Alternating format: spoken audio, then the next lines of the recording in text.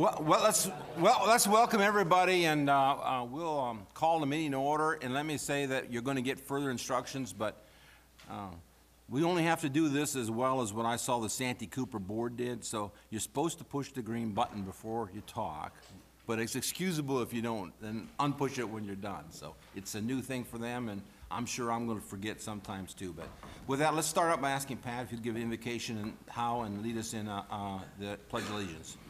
All right, before I have our prayer, my mother's in critical condition. I learned also that Steve Mudge's mother-in-law, both are 93 and both are in similar situations. I'm going to include those in my prayer if y'all don't mind.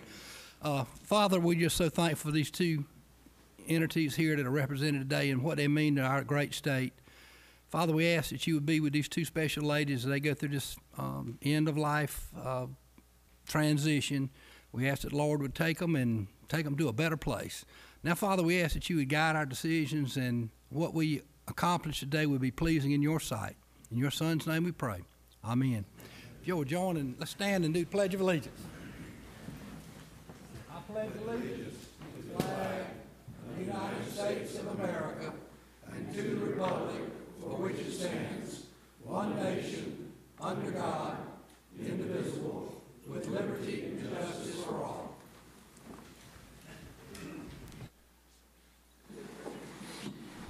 Okay, the first order of business, I'd like to name Andre as our secretary, and then I'm going to call on Mr. Brogdon. He's going to give us a welcome to Wampee, I guess.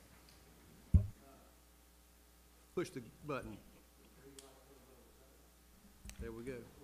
Thank you, Mr. Chairman. We're glad to have everyone here today. It's a good crowd. Everyone's well represented, especially the members of this committee. I was thinking the last time we met was my first meeting of this committee since I returned, and I think it's appropriate that we have resumed the meetings of this committee. I believe, from my perspective, it's good for our organization to have these opportunities to gather and talk about the business issues that we have. You know, the other thing that I think is good about it is that there are very few opportunities for Central's board members and Santee Cooper's board members to interact. And this gives you a chance to do that, to become acquainted with one another and enjoy each other's company. So welcome to Wampee. All of you have been to Wampee before, so we're glad you're here and look forward to working with you today as we go through the business of the committee. And I don't know whether you want to introduce I know we have a slide that has pictures so that we can. Would you like to go first or you want me to go first? We need to, I'll get back to you in 1 second if you let me. The minutes, we need to take care of the minutes. I know it's been a while since we met, the November 6, 2017. Everybody has a copy of the minutes. What's your pleasure? You have a motion for approval? Second. Any discussion? Hearing none, all in favor say aye. Aye, Scott, you got it. Okay. Mr. Rob, I guess you're first, so. Yeah, I'll go. Excuse me. Can you all hear me from way down here? Yeah. Yes, I can. I want to ask a question for clarification. These items that we're going to consider, are they going to be voted on individually or as a whole? My intention was to vote individually. Right. Well, let me say this. I've been on this is my third board meeting here, and you can imagine how I'm struggling to find my way with the other directors and the management and the staff and so forth. But the one thing that I am advantage that I do have is I have known all you fellows for many years, and as I said in my confirmation hearing, I just can't take my co-op coat off and throw it in the corner, you know. So I have feelings for what the co-op represents and what they're trying to accomplish. All 5 of these items on this agenda are very important items, and they're very worthy of our consideration, our serious consideration. But I've known about these items for just 3 days, and we're anxiously awaiting the findings of the study committee, which we may know about in a week or two. And we also anxiously awaiting the General Assembly's reaction to the study committee's findings, whatever they may be. So as I judge where Santee Cooper stands now, we're really in a state of waiting to see which direction we may need to go in the next 2 or 3 months. So in all fairness and in the spirit of cooperation, I would ask you not to consider all of these items for a vote today, but let's take them up. I want to hear what you have to say, and I want to know how you feel about all these issues. And I'm sure the rest of the Santee Cooper family wants to hear, and they're equally as concerned, based on my discussions with them in the last 2 or 3 days, about all these issues. So we would ask you to give us a chance to analyze and to study and to sort out a few things before we have a vote on these issues. Because if we end up with a tie vote, then we're probably going to go to arbitration. And one of the things that we need to do is to try to find a way to cooperate more with each other rather than going to arbitration, in my opinion. And that's just a request that I have. Okay, Herb, I've got the request. Let me try to give a response in that some of these issues, I've been 25 years in the co-op program. I've been on this committee for, I've lost track of how many years. I know you haven't dealt much with Mr. Hostetler. If you feel uncomfortable as we bring each one of these items to a decision process, let's do them one at a time, and then you let me know if you're uncomfortable with them. He's got 61 slides. He's in great detail type individual. Everybody should understand the issue before us when it's presented. And if there's a need for time, that's a motion that we can entertain and go forward if that's acceptable with you all. Well, I'll have to do what the majority wants to do, but I don't want to have to take a position on these issues today. That's my position. All right, so heard. With that, let me make a comment first before we do with the introductions. From this committee, is put together, as you all know, as part of the coordination agreement. That's our authority on the committee. It's supposed to meet twice a year to discuss issues that are at an impasse that our staffs can't come to concurrence on. Using practice, common utility, numbers first analysis, I believe some of these issues are pretty straightforward if they were doing that. So let's hear that. Let's see where we go. And if not, I agree with what you said, because then the next step, if this committee doesn't resolve and we vote on it, it's arbitration or worse yet, litigation, and we don't want either one of those paths to go forward, I don't believe. So with that said, I'll call for introductions now. Yeah, so I'll be quick. Many of you know each other, but some of you don't. So I thought we'd just do this quick. Obviously, the chairman of Central is also the CEO of Coastal Electric in Walterboro. And I'm just going to go down the line. Bob Pauling chairs the Power Team. So many of you know him from the Power Team, is also the CEO of Mid-Carolina. Next to his left is Doug Reeves. Doug is the longtime chairman of Edisto Electric in Bamberg. He's president of Reeves Brothers Poultry, but former chair of Gold Kist Inc., which was also a cooperative, I think, right, Doug? And next to his left is Mr. Jimmy Rowe. Jimmy is a trustee at Palmetto Electric in Ridgeland. He's a senior partner at Kinghorn Insurance that has offices in Hilton Head, Bluffton, Charleston, and Florence, so pretty much all over South Carolina. Former director of First Federal Bank in Charleston. And to his left, all of you definitely know Pat, who's the CEO of Ori Electric. So we're glad to be here today.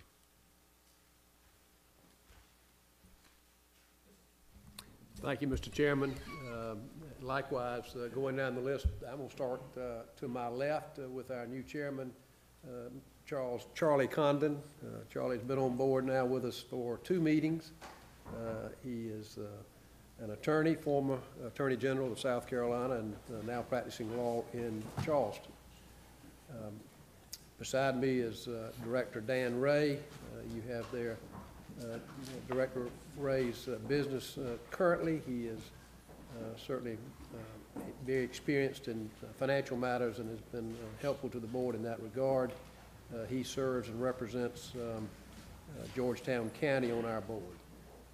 Beside him is Director David Singleton.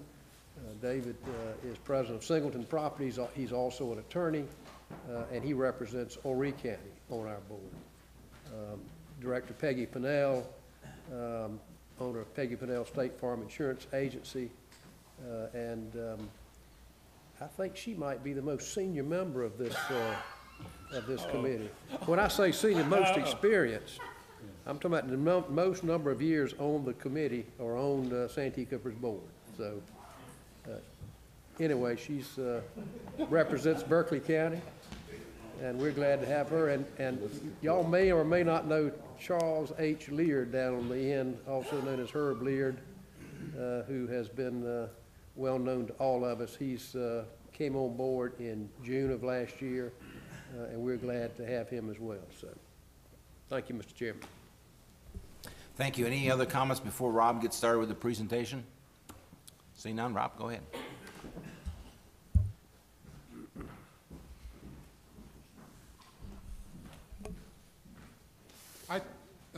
Thank you, Mr. Chairman. I thought it important that I be the one to address this committee. It would have been very easy for me to get our subject matter experts around the room, we have a lot of them, to talk about these issues in depth, but they really are higher level issues. So if you'll let me, my thought today was I'd like to, I use the word level set, really get us started on three main points, three things that I think help get us started. Next, to talk about benchmarking. I am a true believer in benchmarking. If you want to continuously improve, you have to know where you stand with the people you're competing with. And finally, our topics for consideration and a couple of informational items, if you'll let me. I will try hard not to use acronyms. In our business, like any business, acronyms flow off your tongue very easily. This is the one that I don't think I'll be able to not use. We use the term CA. That's what we call the coordination agreement. If you want to know the official title of our contract between Santee Cooper and Central, it's on the board. I won't read it. When I say CA, that's what I'm talking about, is our coordination agreement. So if you'll let me, three key points just to get us started. The first one is, we talked about it. You heard Mr. Hines talk about it, but I want to talk about what the contract actually says is our responsibility of this committee. The first one is it asks us to meet twice a year. The time and place to be determined by the official secretary, not necessarily the person keeping notes, just the official secretary. The two ladies looked at us funny when we named that. It goes every 2 years, but it's not calendar years. The way it's set up is July 1 through June 30th. So for the next 18 months or so, Central will call the meetings, and Chairman Hines will chair our meetings, and then it will revert back to Santee Cooper. We have administration of the full contract, our big, thick contract, the big, thick CA. Resolution of disputes. So any action that we take takes a majority vote. There's 6 members on either side. If we are to take an action to resolve a dispute, it takes a majority vote. And finally, anything else we want to talk about, all other matters that can come here. But this is my key point, and Mr. Laird, I thought you did a great job discussing it, is easy matters don't come to this committee. These are the matters that staff, I'll include myself, have tried to resolve, and we've not been able to resolve at staff level. So they come to this committee. So they are, if you will, things that are not easily solved. It takes transparency and discussion, so I hope we'll have that today. Next one is timing of expenses. This is something that I don't know that everyone knows, is that the timing of expenses between Central's members and Santee Cooper retail members is not the same. We are under a formula rate. And what a formula rate means is if money is spent by Santee Cooper, we're either going to get it immediately or with an annual adjustment, the co-op members are going to pay. Santee Cooper's retail consumers are on a tariff rate, meaning if there's an unexpected charge and it's not fuel related, those charges don't get passed on to retail consumers until there's a rate case. And so my key point is co-op members pay now and Santee Cooper's retail consumers pay later on some issues. And I just want to make sure we all understand that point. The next one is resource planning. Within our utility business, particularly at the wholesale level, What we spend to build power plants and what we spend to operate power plants is by far the majority of our expenses at the wholesale level. And so how we plan for those resources is critically important. We plan on a very long term. Other companies talk about long term might be 5 years, very long term might be 10 years. We're planning 30, 40, 50 years when we decide to invest in a big power plant. So very long term. We do that through what's typically known within the industry as an integrated resource planning process, an IRP. And an IRP needs to be a robust analysis where we consider all alternatives. The alternatives of build a plant, the alternatives of demand-side management. Let's help our consumers not use energy to start with. Let's look at renewables. Let's look at battery technology. Let's consider everything, and let's really think about the assumptions that are put in that plan. Every assumption, I use the word stressed, it ought to be considered. It shouldn't be a point in time. It ought to be a distribution. What if I'm a little bit wrong on the high side? What if I'm a little bit wrong on the low side?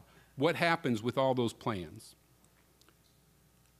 So the key point is power plant capital outlays must be considered. We must really think about our times when we're thinking about building power plants, not just us, not just you, Santee Cooper, but we as an industry. So the 3 key points were these. Only tough issues rise to this board. Second, the timing of cost collection can cause struggle with this word, I didn't know the right word to use, frustration, can cause frustration within the cooperatives. 3 is transparency is necessary when we think about power plants. So just 3 level sets, no action there. Any questions about those 3 points? I'm going to keep going then. Benchmarking. I am a big believer in benchmarking. Ask the staff. We ought to benchmark everything we do. It's the only way to know if you can get better. And so I ask for our rates, wholesale rates, to benchmark, and I look to my suppliers. We have 3 main suppliers, 2 relatively large ones, and let's benchmark. And I think it's important for all of us to see my benchmark statistics. This is not to explain what they are. It's just to say these are the numbers. So I'll get back to benchmarking. Then I want to talk about my 4 action items and the 2 informational. But here's the benchmarking. So the benchmarking wholesale power prices. I looked at four organizations because they're easy to get numbers for. They have to file numbers with FERC, which is a federal agency. So let's look at the investor-owned utilities that surround South Carolina or in South Carolina. Duke Energy Carolinas, Duke Energy Progress, Georgia Power, SCE&G. This is what's interesting, is the gap between our cost and these investor-owned utilities is increasing. So here's the benchmarking. I'm going to talk about coal first. So this is coal. The way it's going to be graphed is in dollars per megawatt hour.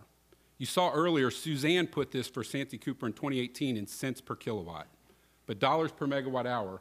My source is FERC Form 1 data and information that Santee Cooper has shared in the past, so 2017, either at the committee or its historical data. So here's the coal price in dollars per megawatt. And I'll just let you look at it. No, we could come up with explanations why that is, but just know when we benchmark against those investor-owned utilities from FERC data, Santee Cooper is the highest coal price. Next, let's talk about natural gas. Again, same FERC Form 1, cost of service. There's the natural gas prices. Starts to, again, it doesn't go to 0, my axes, but go ahead, Mr. Chairman. Rob, you got the nuclear up there, not the gas. Nuclear, I'm sorry, thank you. I'm trying to read. I have a confidence monitor that's usually not here. Sandra, I'm looking over her shoulder. Nuclear, thank you. Keep me honest, Larry. This is nuclear, I apologize. Natural gas is going to be next. Nuclear cost. So again, FERC Form 1, you'll notice that SCE&G and Santee Cooper's numbers are identical. Makes sense. We share a nuclear plant. You share a nuclear plant with them. Highest nuclear cost of fuel. This is simply fuel cost per megawatt hour. One of the highest costs, fuel is one of the highest costs that gets passed on in wholesale power cost. So now we'll do natural gas. Thank you, Mr. Chairman. Here's natural gas. Not the highest. Second highest.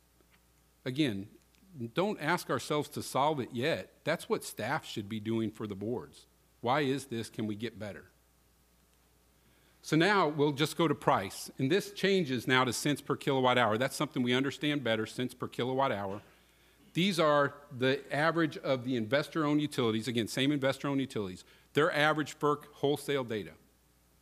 Here's Santee Cooper's prices on wholesale. Here, to me, is the bigger issue, is the gap is increasing. And that's something I'm concerned about, and we should all be concerned about. So the next thing that we can look at by a different FERC filing is what's sold in-state versus out-of-state. What's the power prices in-state versus out-of-state? This is all FERC quarterly data.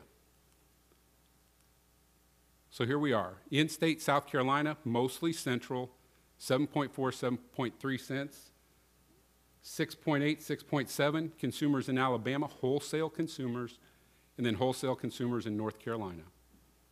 Again, I'm not arguing right or wrong. I just think these are the things we should be asking ourselves, why is this, and what can we do to get better? There are the wholesale power prices for everyone in the thing from 2017, cents per kilowatt hour. Questions about benchmarking? Tough data, tough for us. So, just a comment, I guess. You know, the fact that you didn't give us any of this data or your slides ahead of time gives us no opportunity to have a real communication here. You're basically presenting, this is the first time we're seeing it. There's some things that we would typically have to be able to comment right now because you've asked if we have any comments, but you didn't share it with us ahead of time, Rob. And that's not the spirit of cooperation. If you want us to have an engagement, give us this data. Let us sit down with our staff to be able to understand their perspective so we can have a back and forth on this. That's a fair comment, sure. And hopefully in the future we'll have an opportunity to do that as opposed to you making a presentation and us just sitting here and listening. Absolutely fair, and I appreciate that. Thank you. What I would, a simple challenge back is I sit in the board meetings and staff talks about benchmarking. I have not seen, and I would hope that your board asked, tell us about wholesale. Wholesale's 60 to 70% of our business. I appreciate looking at retail, but wholesale's the biggest chunk of your business, and it ought to be benchmarked. But that's fair, absolutely fair statement. And Mr. Chairman, if I might, I think Rob and I can work out between now and our next meeting a schedule where we can make sure we have an agenda early on before the meeting and any presentations that might be made so that everybody has a fair chance to review those and evaluate those. I do think it's important for both the central side and the Santee Cooper side to have information well in advance. Sure. Yep. So again, wholesale power prices Rob, let me make one comment. You know, we've tried to have this committee meeting and have requested over the last more than a year. I believe Rob provided some of this information when we had hoped late last year to have this meeting, and it didn't occur. So we put this together relatively quickly, but these are public numbers that are out there, and there's nothing elusive about any of them. So. Again, I don't think we would disagree. Wholesale power prices affect your retail consumers. We're looking for, you know, we talk about our consumers, cooperatives. It affects us. It affects economic development. We together have been very successful in economic development. We want to continue down that road. And so wholesale power prices matter. I'm going to head into the 4 action items now if there's not anything else about benchmarking. So one we talk about is the Gypsum contract. And just, again, to set us on the Gypsum contract, to kind of set us at a base level, this is a contract Santee Cooper entered into in 2005. It runs through 2029. It has the opportunity for a 40-year extension, has been explained to me. And the only way it gets terminated is if the production of gypsum at a power plant becomes unlawful, probably for environmental reasons. What probably is obvious to those of us that love power plants is if the power plant doesn't operate, then your byproducts don't come out, you don't produce gypsum. Right now, the power plants are not operating very much.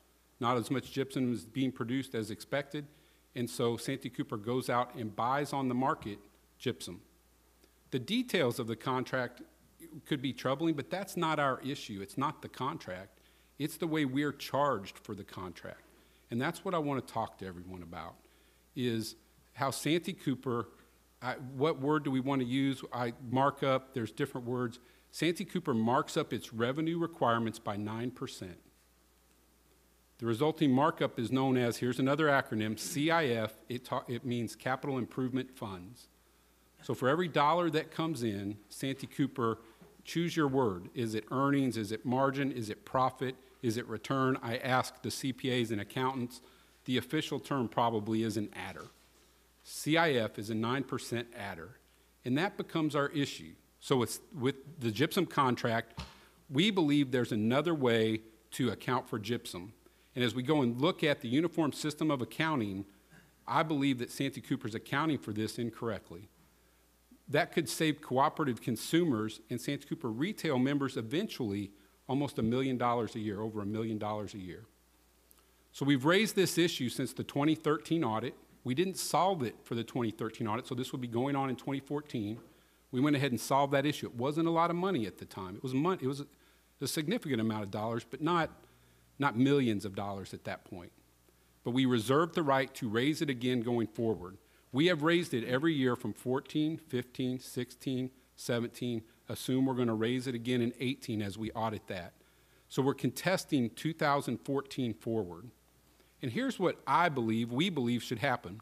For gypsum produced in the plant, that's absolutely an electrical expense. The revenue and the expense should be what we call above the line item. Those would get netted together. We should be charged the markup, 9%. For gypsum that's purchased outside the plant to make up for that contract, that is not an electrical generation cost, and we shouldn't be charged CIF. I don't like to put up a lot of numbers, but suffice it to say these are the actual numbers from 2017. The first two numbers are the cost and revenue from inside the plant. The next two, the cost to buy gypsum and the revenue for that. You get the total. But there's the CIF charge in 2017, $1.5 million for everyone. Not for Central, that's for everyone. Here would be our proposal. So I'll just draw you to one line.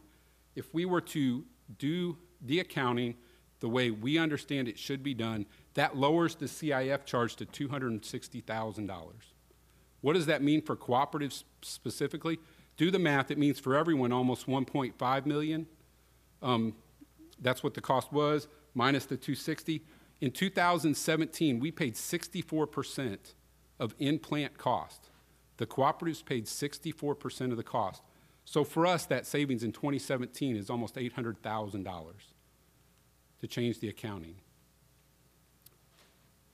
So that adder on a contract that's losing $10 million affects us. We pay for that immediately, where retail consumers won't pay their fee, that portion of that, until there's a retail rate case. If you look at the course of the contract, our contract, that's probably $30 million total. That last bullet point is the piece that's interesting. As I've asked my accounting team, go out and tell me how other people are accounting for this. Santee Cooper is not the only one that has a wallboard plant right next to the plant, or that is selling selling gypsum to a wallboard manufacturing facility. We've not found anyone else using the accounting standards the way Santee Cooper is. But we have found other organizations using the accounting system the way we've talked about. And FERC tries to say these are the exact rules, but it is as much an art as it is a science. And if this can be art, there's a way to save consumers in South Carolina money. So here's our position. The purchase of gypsum for resale is not a process that occurs in the plant. We talked about that. Gypsum produced should be netted. Gypsum purchased shouldn't get CIF charges.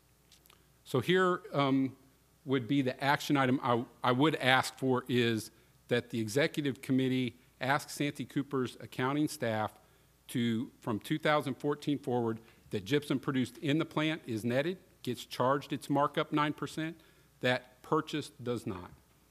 And with that, Mr. Chairman, is where I was going to call for our first action item.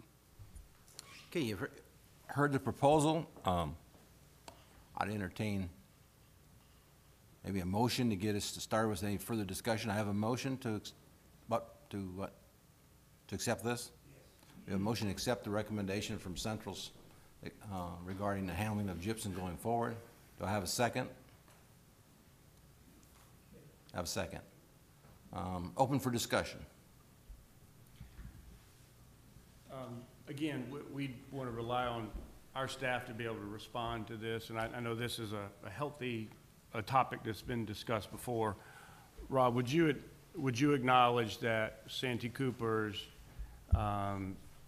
activity daily to make decisions on whether to purchase power off system versus run the coal units that are higher, at a higher cost, benefits the cooperatives. Absolutely. This, to me, is not about what goes on in the plant. This is about accounting. But absolutely, it should be part of the decision-making. So Absolutely. it's part of the discussion, because you can't look at this in a vacuum.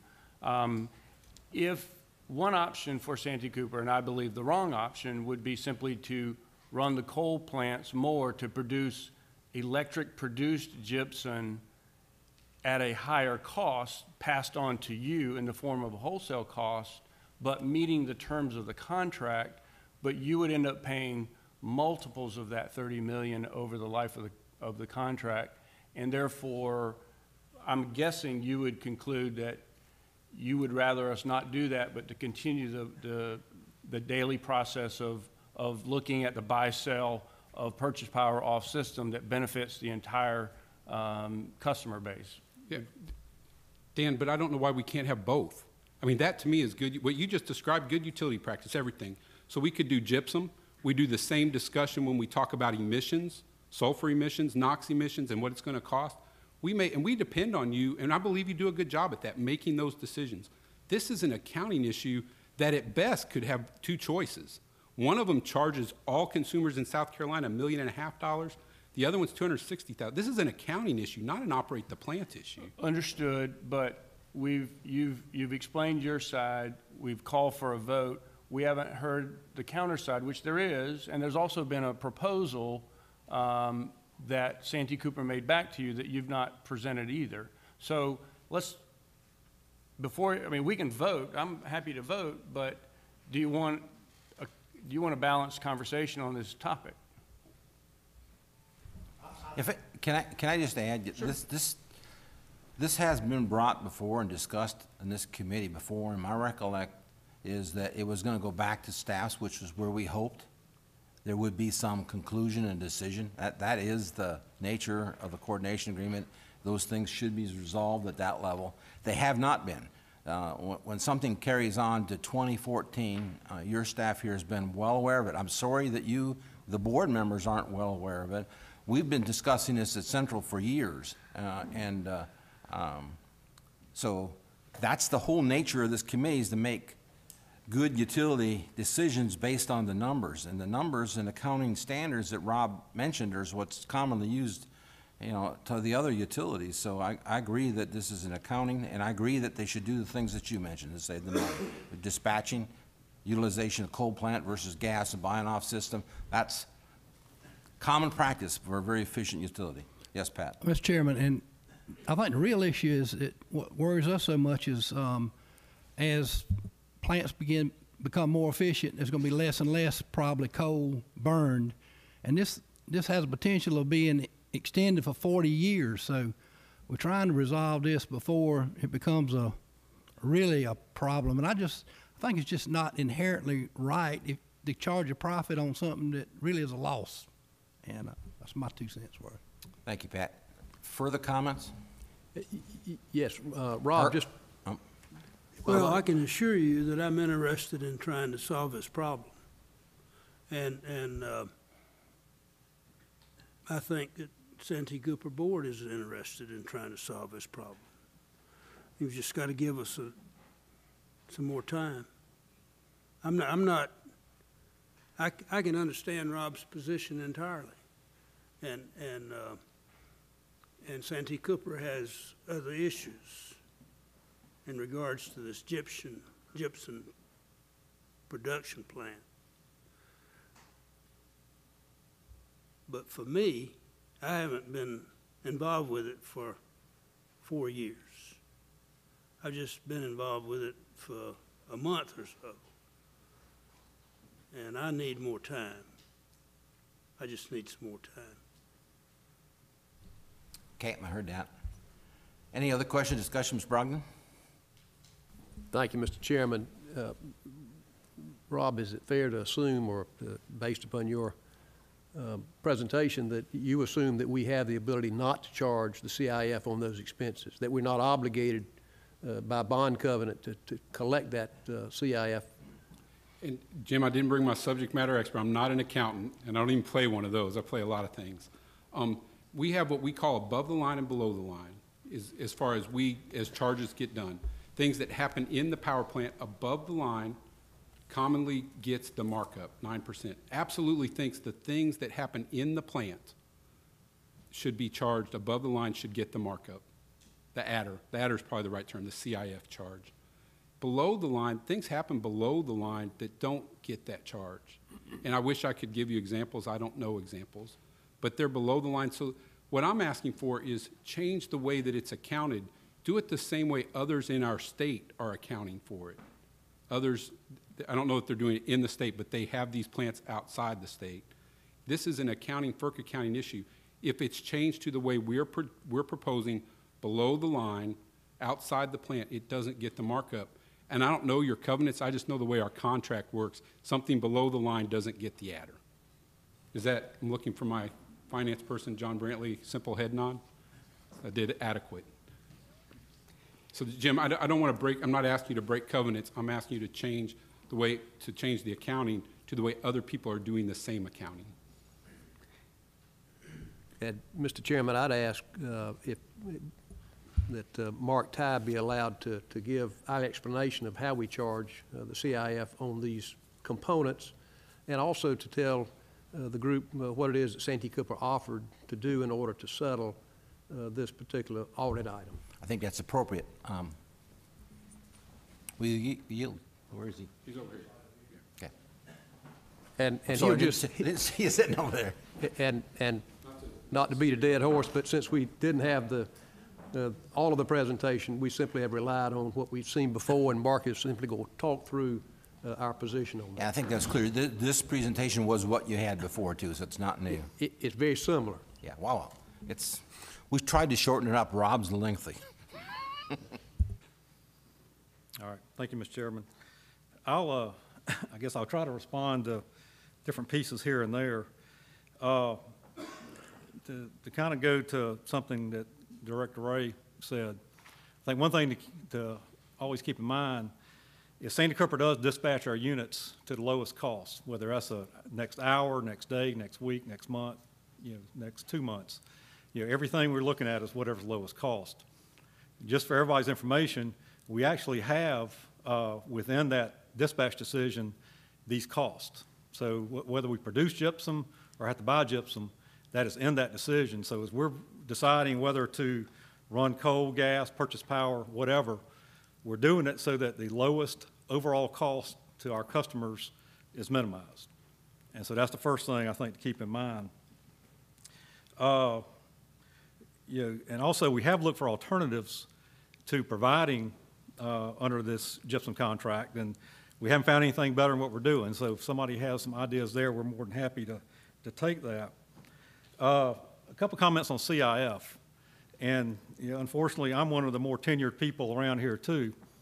And the capital improvement fund requirement is a part of our bond resolution. And I'm not exactly sure, as Rob talks about above the line or below the line, I'm not sure what that means other than this. When you look at our revenue requirements, the capital improvement fund is a requirement that we have to collect, and that's part of our bond indentures. We collect on all of our expenses. And so if Central doesn't pay it, someone else has to pay it. And I wouldn't classify it as profit or markup or anything like that. It's essentially a requirement of the bond resolution, but it's not like we take it and disperse it to anybody. It's equity that is then poured back into the system as quickly as we can, usually within the same year or next year if we receive it, in the form of capital improvements, thus the term capital improvement fund requirement. So it's funding additional expenditures that if we didn't collect it through the CIF requirement, customers would have to pay it through debt service or something else. It gives the people who purchase our bonds comfort that we're not 100% leveraged. It gives, when you look at our debt equity, I think we're about 76-24 right now, it provides that equity in the system. I'm not sure, again, I'm not an accountant, I'm an engineer. I'm not sure how we're accounting for it incorrectly. I've been assured by our accounting people that we're booking it to the correct FERC account numbers and we're handling that correctly. I don't, and Rob, I'm not trying to argue with you, But as we discussed this with central staff, I believe the audit issue was that the original audit issue was they felt like revenues needed to be netted against expenses. So it was that simple. So if I got a expense of $15 million and a revenue of $4 million, you net those two together, and you come up with $11 million, and you calculate capital improvement fund requirement on that. That's actually the compromise that we offered back on December 7th to settle that audit issue and all the other 2014 audit issues. So we put that on the table, like I said, back on December 7th. And, you know, I'm just not sure who else accounts for it differently. I think as we did our research, we found it done a lot of different ways. And the one point that central staff pointed us to was a North Carolina commission hearing with Duke. And if I understood correctly, that commission allowed Duke to take their expenses, net the revenues against it. And so, you know, that was the offer that we made back on December 7th. So I'll be happy to answer any questions anybody has. Anybody have any questions?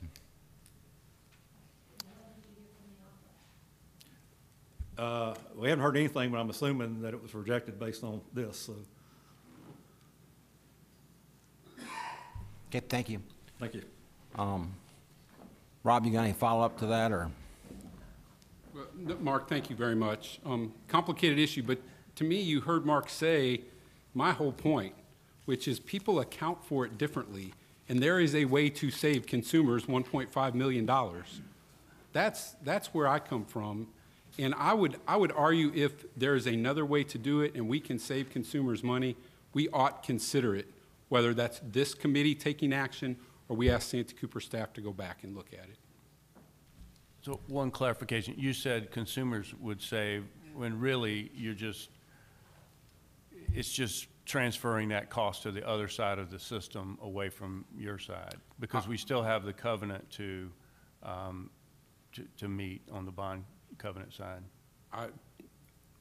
Again, I'm not an accountant, I could be wrong. The way it's been explained to me is that the 1.4 right now minus 260, or 1.5 minus 260, that's everyone. That will include your consumers in the future, is us today. We're only 60-some% of that right now. That's my understanding. I could be wrong. I think we're looking to save everyone money. That's what we thought would happen. That's what we believe happens. Okay, any further questions?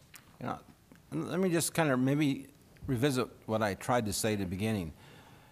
You know, when staff isn't able to come to a conclusion, the purpose of this committee is to utilize the numbers that are most appropriate with utility standards and make a decision. They're not fun, and I wish, you know, I'm not the CEO of either one of these organizations, but I mean, the coordination agreement sets out a path for staff to solve these issues.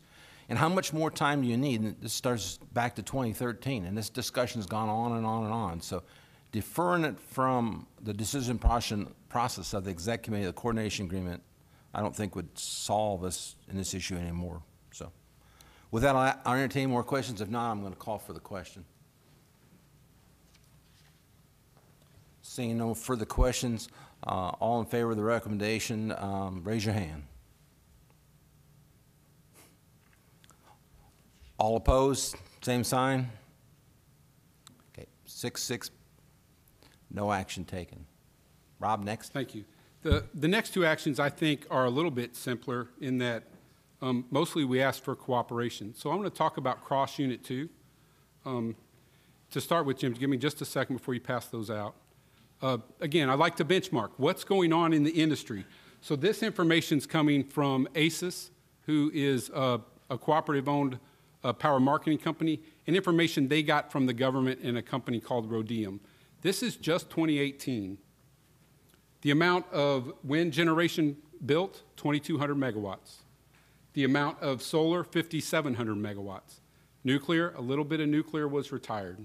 No hydro, changes. Natural gas, almost 15,000 megawatts installed, 3,400 megawatts retired. Coal, because of economics, I won't even say environmental issues right now, because of economics, most organizations are having to take a strong look at what are we going to do about coal. And so, Jim, now if you'll, this is one piece of information that's forward-looking, and I wasn't sure forward-looking ought to go up on the screen. So Jim's going to pass out, it's actually two things.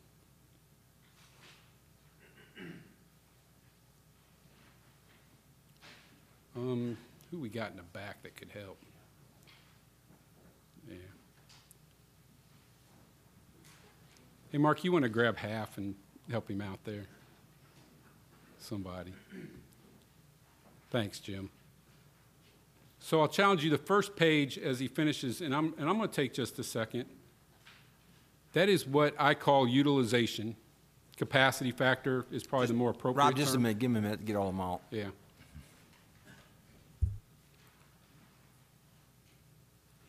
This information, again, is forward-looking. So we have a fiduciary duty to be careful of what information we share outside this committee, and I thought this is the best way to share something that is perhaps fits that definition. But I'll draw your eye to the little arrow I put down there, the annual number. And just think about those numbers and that utilization as you look at Cross Unit 2 going forward. So here's what I'm going to ask, that the executive committee instructs central staff, my staff, Jim's staff, to work together to prepare a good faith assessment to ask, are there better options than running Cross Unit 2? Because I know there are lower cost options right now. We passed along a proposal. We had a company come and talk to us. We're willing to talk to anyone. Somebody's got a good idea. We're always interested in what's going on in the world. There's a lower cost option that we got and passed on. Looked to us like it had the potential to save consumers about $100 million over 10 years. So the proposal, relatively new, this is going on almost real time, passed to Santee Cooper in November, talked about it at a planning committee. If you don't know what the planning committee is, that's one of our subcommittees put together in the amendment of the coordination agreement. Santee Cooper staff, central staff get together and talk.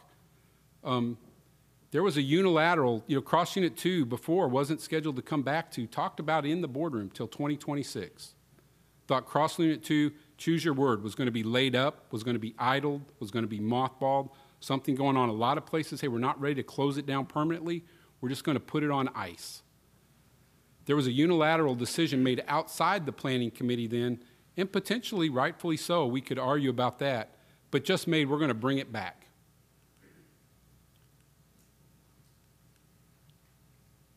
So central request, so again, this would be my next action item, that we just ask the two staffs to go back and make sure bringing Cross Unit 2 back is the right logical decision. That's a simple ask, I think, for this committee to say to the two groups, go back, pardon me, come back to each of us individually. If you want, we'll come back together before the end of July, and let's make a good faith, good utility practice look at what we should be doing at Cross Unit 2. Okay, we request the staffs to gather the information, bring it back to a further meeting sometime after July 31st. What's everybody's pleasure? So move. Do we have a second? We got a second. Okay, thank you, Bob. Discussion? Well, just again I don't want to take the floor, but if you just recall back to our fourth quarter financial presentation in the earlier board meeting, you saw that our expenses were up for last year, and as you probably know, Rob, and Mr. Chairman, that was primarily driven by the winter storm Gypsum, which caused us to have to pay more for off-system gas because we did not have Cross 2 in reserve during that time. And so I think we've got a good case for why we brought Cross 2 back on, given what happened last year.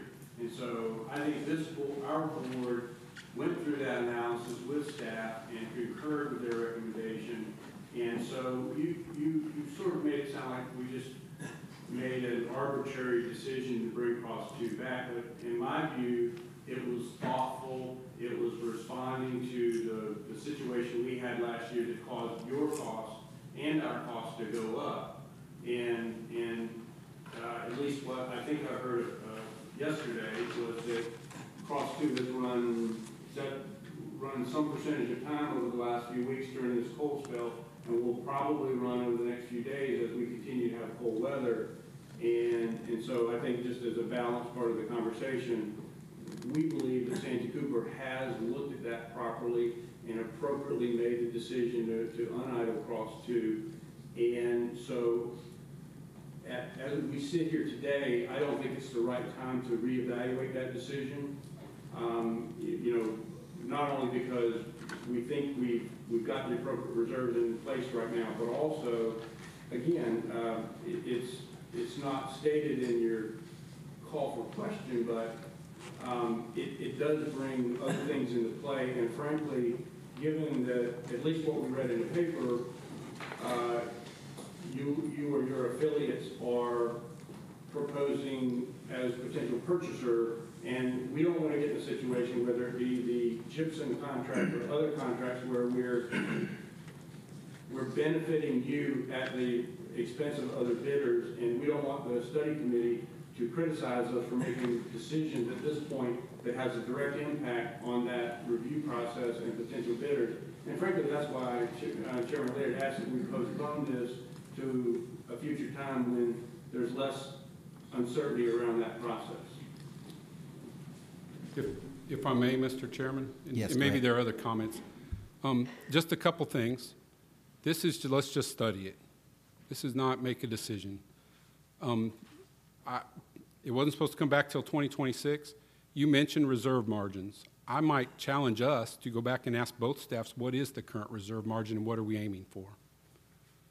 Because reserve margins are high, still, in my opinion. So this, to me, is just a study. Let's talk about it, because what upsets me a little bit is we didn't think it was coming back till 2026. That's when we thought we had time to look at it. And it was, if it was talked about in this boardroom much, then I don't remember hearing that much about it in the boardroom. But this is just do a study. Just talk about it. Are there better options? If we can't agree to that, if we can't agree, please staff go work together and talk about can we save money, we got problems. Thank you, Rob. I think this request kind of meets the commitment that I heard from Mr. Lear in the first request.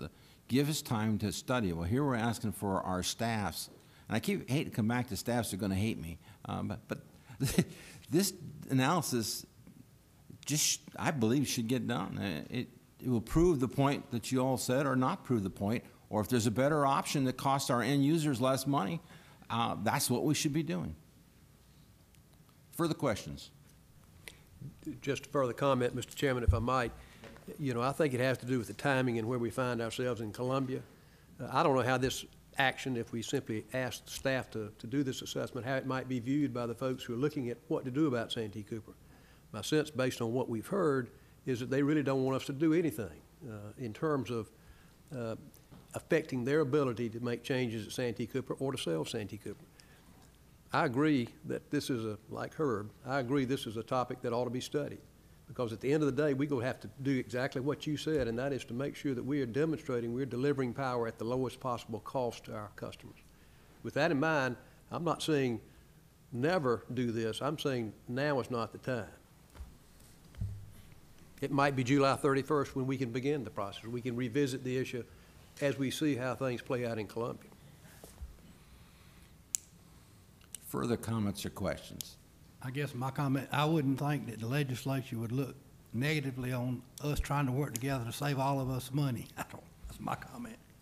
And the only thing I can tell you, Pat, is that when we got a letter from the Dominion offering to help us in save money, we heard comments from members of the General Assembly that they thought that ought to go through the legislative evaluation process. Okay. Any other comments before I call for a vote? Seeing none. All opposed, raise your hand. All in favor of doing a study, raise your hand. The ayes have it. We'll do the study and get back together after July 31st. Thank you. This one, again, same kind of issue. The second page of what you were handed out just talks about Winyah Station. And I would draw your eyes to that same golden arrow that looks at annual numbers. And here's going to be our ask here is we'd like Santee Cooper staff to work with Central staff. Central wants to think about Winyah Station. We think we should, and we're going to do a study. Central's assessment, we've contracted with a company called Burns & McDonald, a very reputable engineering company, to do an assessment of Winyah Station. The scope is detailed, but I put 3 bullet points on there. It's a condition assessment, not unlike most power plants, coal plants are going through right now. Look at what it would take to operate, determine environmental cost in the future, make some assumptions, stress those assumptions, and they provide a useful life assessment. The schedule, so I like, if you do projects, scope, schedule, cost, there's the scope, the schedule. We've already started. We are going to do this study. It's going to be finished in May. We're serious about it. $300,000 is what we're planning to spend so that we can come in here and talk about Winyah Station in an educated fashion. But to be honest, I think this is my next action item. I think it better if Santee Cooper staff wants to work with us to get this done. We're glad to share our results. I don't know how it fits into the legislature's thoughts, but this is something with Winyah Station. Perhaps it's been done and we just aren't aware of it, but ought to be studied for the very same reason as you look at that handout. And with that, Mr. Chairman, this was my third action item. Thank you, Rob. We have a request for a motion on the board. Do I hear a motion? So move. Second? Got a second? Discussion? Is there any discussion?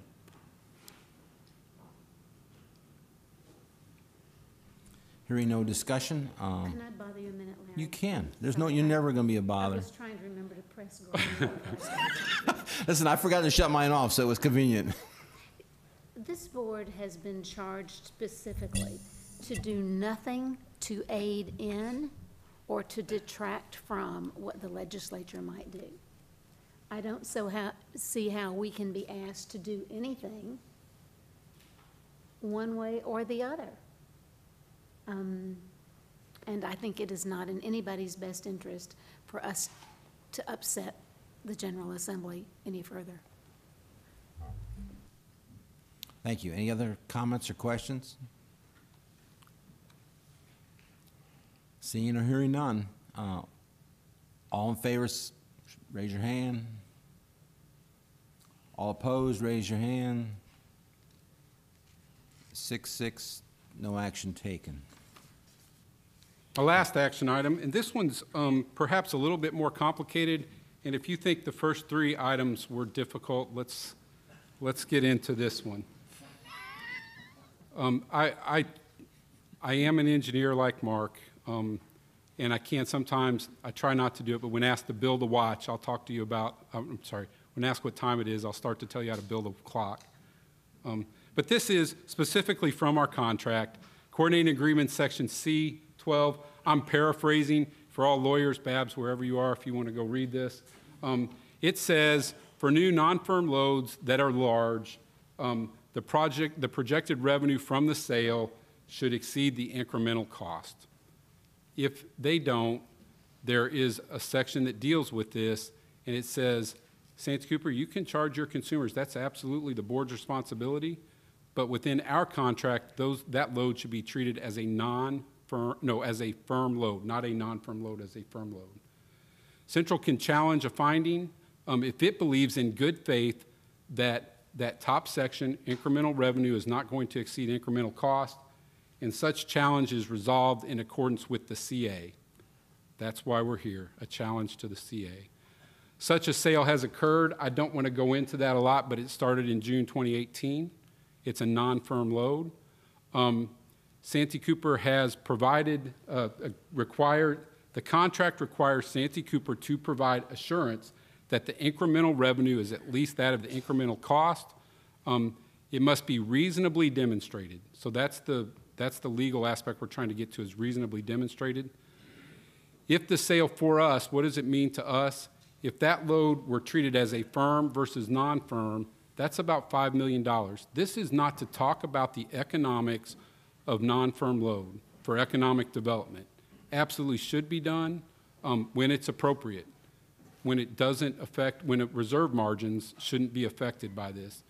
To me, I believe the burden of proof is on Santee Cooper. They must act in good utility practice. I believe that's a defined term, good utility practice. What that means is probably whoever's definition, the reasonable person's definition of what good utility practice is.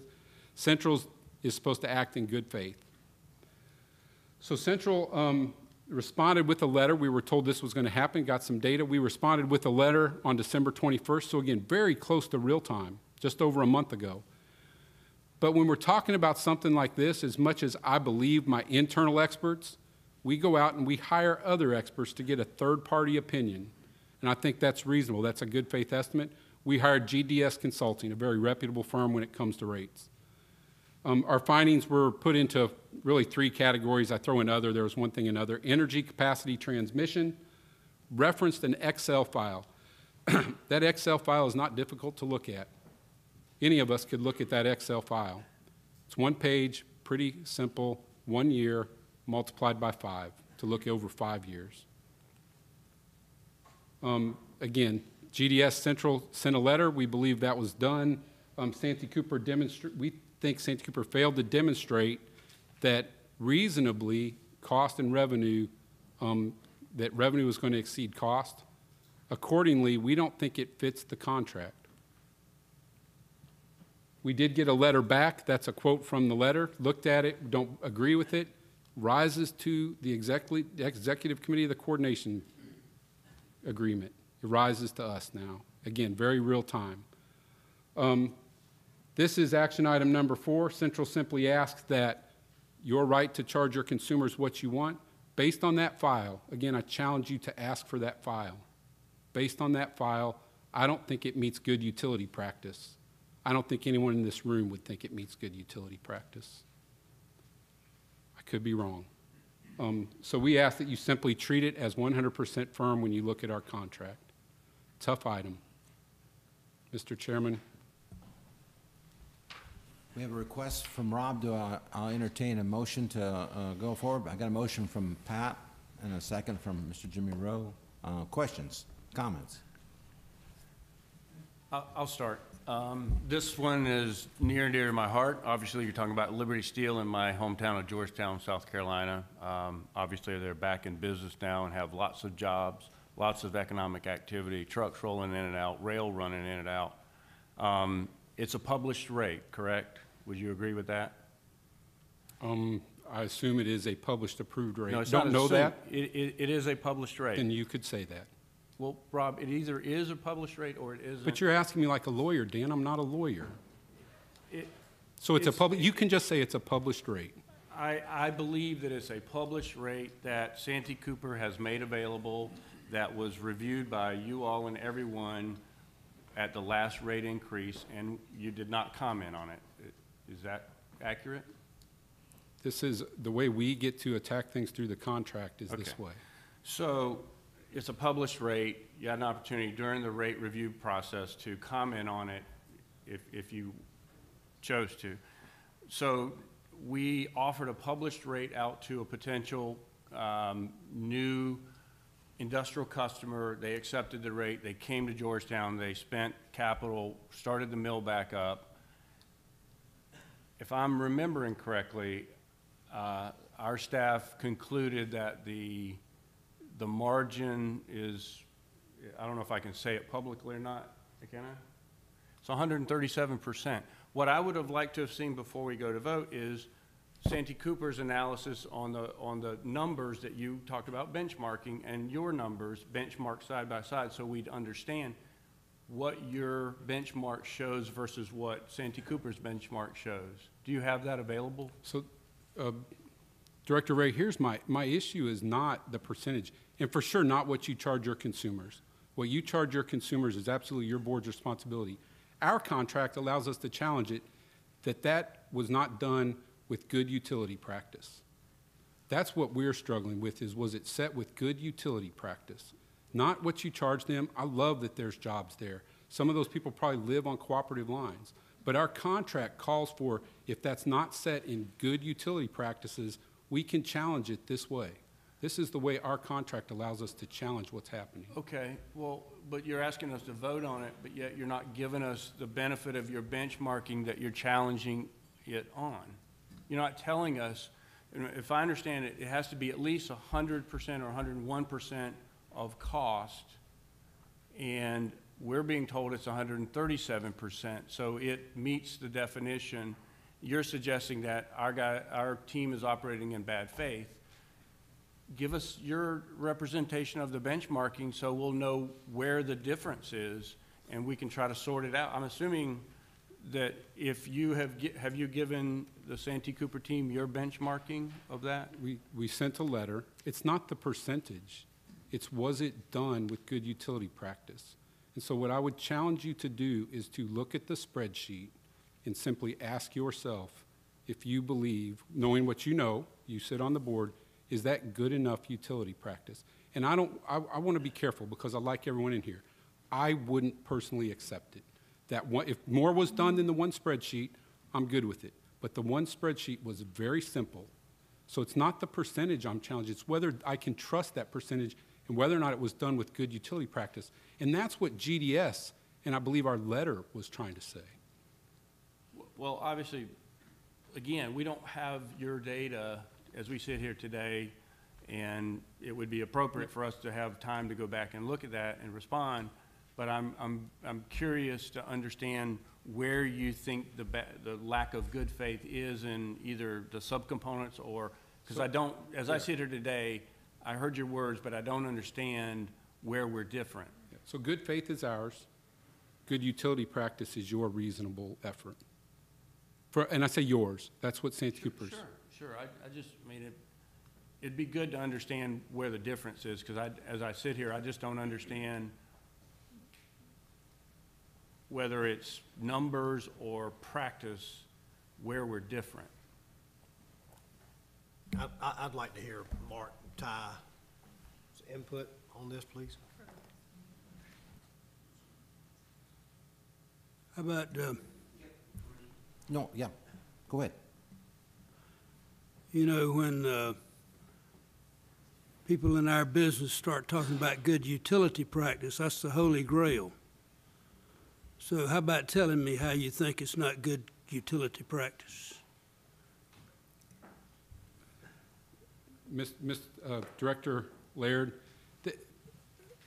more may have been done, and so I hope Mark comes up and says, Rob, there was a lot more that you didn't see.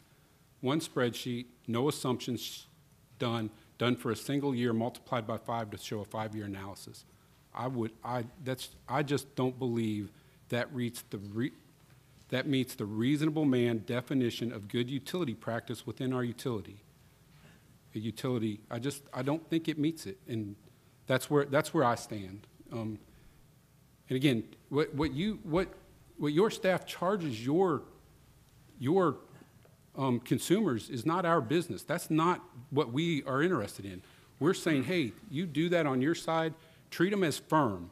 Treat them as firm as if potentially, why do you bring a cross unit 2 back? Because they're not paying for that. Okay, did you want, Mr. Ty?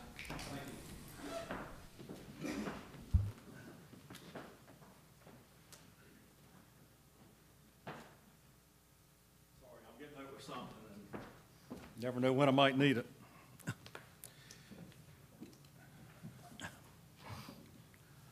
Just a few thoughts. Rob keeps talking about good utility practice, and that is a standard in the coordination agreement. And just for everyone's edification, I can't quote exactly. I didn't come prepared for it, and I don't have it with me. But generally speaking, it says that it's not it's not the optimum practice. It can be one of several practices as long as they're reasonable. I think in very general terms, of course, we believed and still believe our analysis is reasonable, or we wouldn't have given it to Central. There were, in our estimation, we think that it would recover about 137% of incremental cost, and that's just the non-firm portion of the sale. This customer's also taken a considerable amount of firm power, so if you can consider all, it's well above that amount.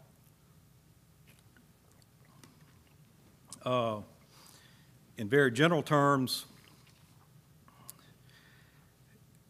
I honestly can't sit here and tell you either, because I wasn't sure what I was going to be asked to comment on.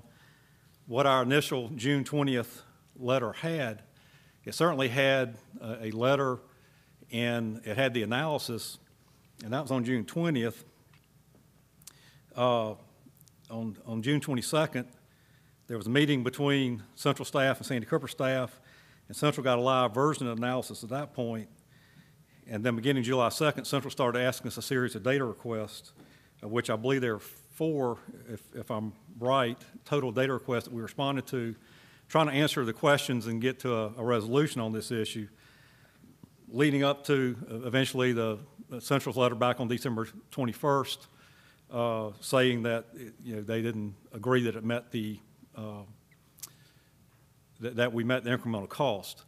Again, I haven't seen an analysis on Central's side. I think ours is reasonable. It basically, it is under a published rate schedule. It's the economy power off-peak rate schedule. That rate schedule has been in Santee Cooper's standard set of rates since 2009, so it's been through several reviews. Central does have a right under the coordination agreement to provide comments on our retail rates. So they've had comment rights through those rate changes. I think there have been either 3 or 4 since this rate first came into being. And they actually had comment rights back in 2009, so that they would have had a comment right on rate schedules long before the current coordination agreement was in place. Rob mentioned the burden of proof is on Santee Cooper. I don't think the coordination agreement says that. I think it says that we'll provide an analysis.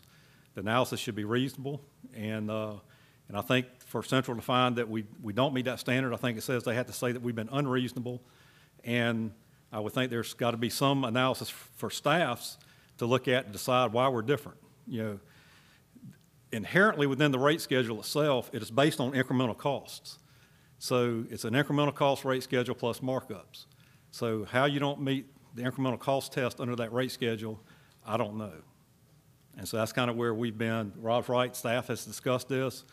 Like I said, we've answered at least 4 data requests over the last 6 months, trying to get to an answer, and we got an answer on December 21st, and I think we're here today. So I'll be happy to answer any questions. Mr. Chairman. Go ahead. Mark, what's the status of this issue before the JPC, the Planning Commission? Has it been decided by the Planning Commission? Is it right? Yeah, good point. Now, we got the letter on December 21st. The JPC meeting, Joint Planning Committee meeting, was the day before that. So technically speaking, the JPC has not discussed this issue since we got the final determination on December 21st.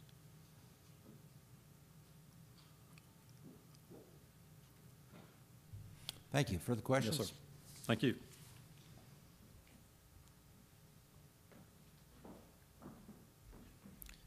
Any other follow-up, Rob, that you've got, or we move on? Okay. Any last call for any comments or questions? From my understanding of the coordination agreement, this is a right to challenge this. So, all in favor, raise your hand. All opposed, raise your hand. Records show that we have no action taken and 6-6 both directions. That is the end of the action items. So I've got 2. Thank you, everyone. Those are tough issues, and we talked about that. Tough issues come here. 2 informational topics. The first one, I want to talk about a request for proposal for a 75 megawatt solar plan. As we all know, businesses, large industrials, commercial businesses, are starting to have sustainability goals. A lot of us think of those as renewable goals. That's just a given. We have an industrial consumer member, so one of my members has come and said, hey, we are ready to step up to firm load commitment We're willing to step up to firm load. But for that, we don't want economic development dollars. What we would like is additional solar capacity installed in South Carolina. So they're willing to step up to firm load with solar. Central's analysis shows that we think this could be a benefit for the whole system because of the firm load growth. Firm load growth helps all of us pay off debt. Non-firm load is not paying for that fixed demand. And also we think the solar could help a little bit. So we went out and started seeking non-binding requests, talking with Santee Cooper, working together. This is a working together thing. For 50 to 100 megawatts that would be purchased by Central. What Central wants is, and what the consumer wants is, hey, we don't want this, we don't want anyone else to pay for it. We're willing to pay whatever it costs. We don't want any cost passed on. We think there's system benefits potentially as well. So what we're ready to step up to is anything that would be changed, let's revert back to the contract. So if peak demand goes down, let's revert back. If energy sales go away, we'll revert back. In another way to say, hey, let's not have cross-subsidization. That's a key term when you talk about solar, is it being cross-subsidized? What we're asking for, what we're talking about is, let's not have that. So again, we look forward to continuing ongoing dialogue. This is a place we're working well together. The project's on a fast track. That's why I thought we would talk about it in here. Central and our member cooperatives, companies are starting to talk about this sustainability goal. So again, we talked about a lot of tough stuff. This is a good one. I think it's someone saying we're ready to grow, we're ready to help the system through that growth. In return, substantial growth, we'd like to see some solar. So unless there's no questions, that's just my first informational topic. The next one's a little bit tougher, so I'm going to revert back. Berkeley delivery points. We've talked about this before. These are points historically served by SCE&G. They historically, going back in time, served both the power and the transmission to one of the delivery points of one of our members. They were excluded from the CA, from the coordination agreement.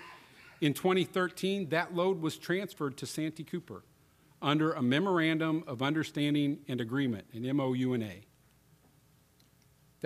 The transmission, though, still owned by SCE&G, they still provide transmission. This is the power coming.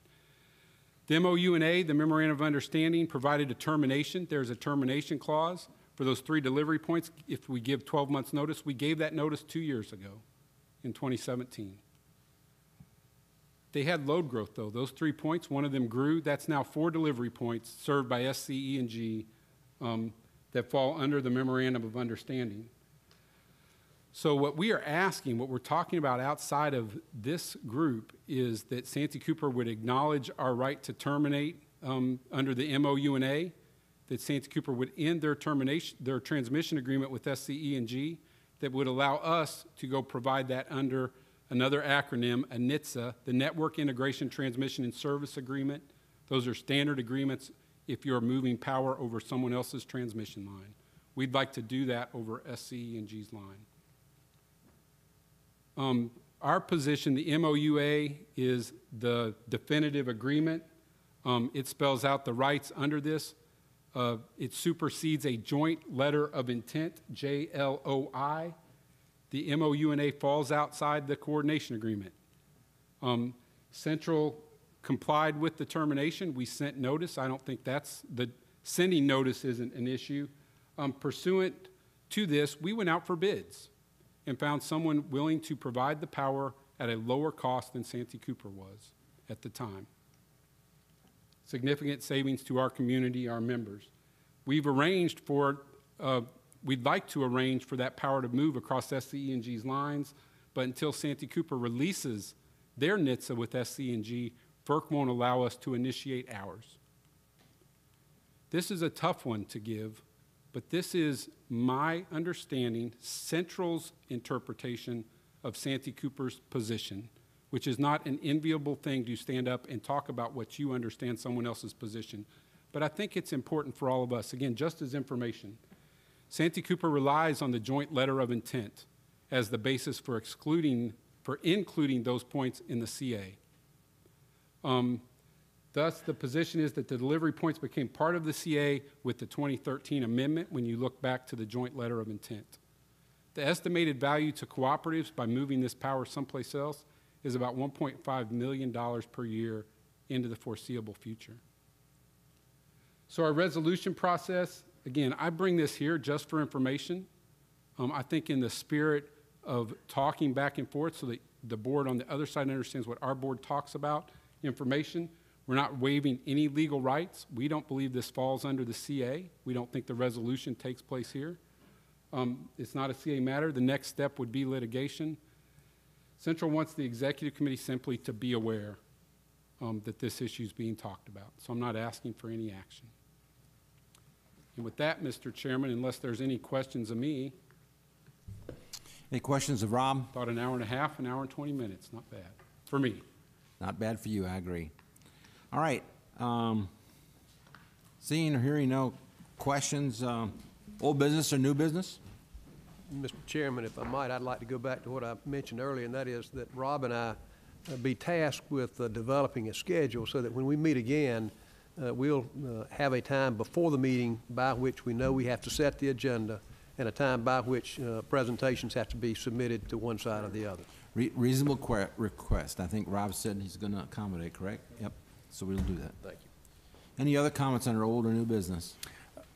I just have one more comment. I had the honor to sit through Chairman Condon's orientation a week ago, and he did a really smart thing. As each group within Santee Cooper came through, he asked, how's the central cooperative Santee Cooper relationship working at the functional and operational levels, where the rubber meets the road, so to speak. And the comments, is it fair to say, came back very positive, that the relationship works on the ground, it's working well, and obviously it's at this level that we have to deal with the tough issues. And apologize if my tone's a little tough. We would have liked to have more time to look at these issues before having to address them. We understand where you are. We look forward to sitting around this table again in the future with you. Yeah, thank you. I agree with that comment. The folks out in the field, Santee Cooper, are as good as they get for restoring power and working with us. We provided this information, but trying to get a coordination meeting together for a long period of time. And I know there's been difficulties with a, chairman and acting chairman and all the rest of the issues that you've had, but these are issues and rights that we negotiated through the coordination agreement, and they're going to be brought up on a continuum. This is not going to be a fun committee to be part of. We got to make decisions, and I hope they're based on good, solid utility analysis of the numbers, and that's what we need. So, one more last chance. I don't want to. Yeah, just one comment. Yes. Getting back to what Dan said, yeah, the working relationship could not be better. We were proud to house at Ori Electric, the transmission group, when they were flooded out of their building. And my last response will be, it's been an honor to serve. If you don't meet again before July the 5th, this will be my last one. I've enjoyed serving with y'all. Thanks for the comments there, Pat, and everybody, and good luck with your mother and Mr. Mudge's mother. It's a tough time of life. So with that, we stand adjourned.